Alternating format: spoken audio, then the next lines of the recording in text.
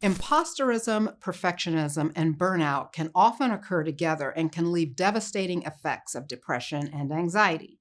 I'm going to define it for you and show you what you can do to make it better. I'm Dr. Tracey Marks, a psychiatrist, and I make mental health education videos. Imposterism is an experience that you can have where you have trouble internalizing your accomplishments and attribute them to luck or chance instead of skill and ability. You also fear that you'll be found out and considered to be a fake or a fraud. Some people refer to this as imposter syndrome, but it's not a disorder, but more of a phenomenon or an experience that anyone can have.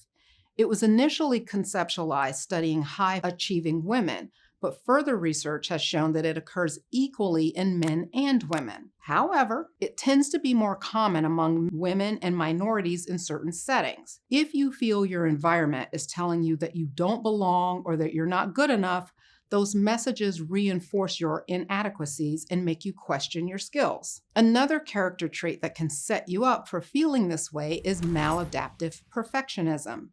And this is the tendency to set unrealistic expectations and an inability to accept anything less than perfection. Maladaptive perfectionism leads to feeling shame, embarrassment, and inadequacy. These feelings can make you fear failure and create anxiety, so you work harder to disprove your beliefs and overcome your fears that you'll be found out. Overworking, though, doesn't resolve your negative self-image, and then you become burned out. Another thing about perfectionism is it can make it hard for you to delegate tasks to someone. So you can become overloaded with work because you want to make sure things are just right.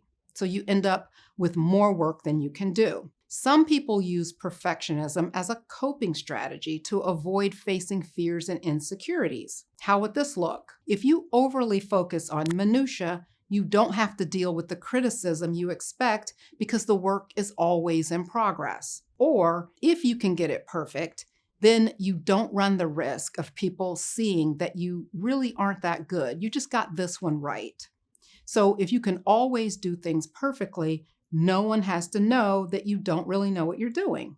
Imposterism and perfectionism form a dangerous loop because when you fail to meet your impossible standards, you validate your fears of inadequacy. So you overwork to disprove your negative view of yourself, and this leads to emotional and physical exhaustion. Imposterism, perfectionism, and burnout doesn't happen in a vacuum only in your professional setting. You can transfer the same set of dysfunctional beliefs, unrealistic expectations, and overwork to your personal life. It can affect your relationships, finances, and personal achievements. What can you do to lessen the impact of this triad? To chip away at the perfectionism, practice delegating tasks and accept things as good enough. For example, let your partner do something, even though you know they will probably do a sloppy job and leave some unimportant things incomplete. But if you do it yourself, it'll be neat, efficient, and yield a better outcome, maybe. But doing it yourself means more of your time and energy. In this case, accept your partner's efforts as good enough without criticism. You don't want to mention that they should have done this or they should have done that. It's like they're doing it, presses the reset button, and this is now the new way that it's done. Another thing that you can do is practice self-compassion. Things that are hard become overwhelming when you beat yourself up over it. According to psychologist Dr. Kristen Neff, self-compassion has 3 components: mindful acceptance, connection to humanity, and self-kindness. Here's a 5-step exercise that you can do to practice self-compassion. Step 1 is picture in your mind a difficult situation that's causing you stress. Then step 2, see if you can feel the stress of that situation somewhere in your body. Step 3, say out loud, "This is stress," or "This is hurt." Acknowledging this aloud is a form of mindful observation. You're presently observing your emotions without making a judgment about whether the experience is good or bad. So if you think about an argument you had with someone and you feel pressure in your chest, you don't say, "My life sucks." Instead, you say, "This is stress," or "This is hurt." For step 4, you say, suffering is a part of life, or we all struggle with stress or hurt. Saying this connects you to common humanity. It gives you the sense that you're not alone in your suffering.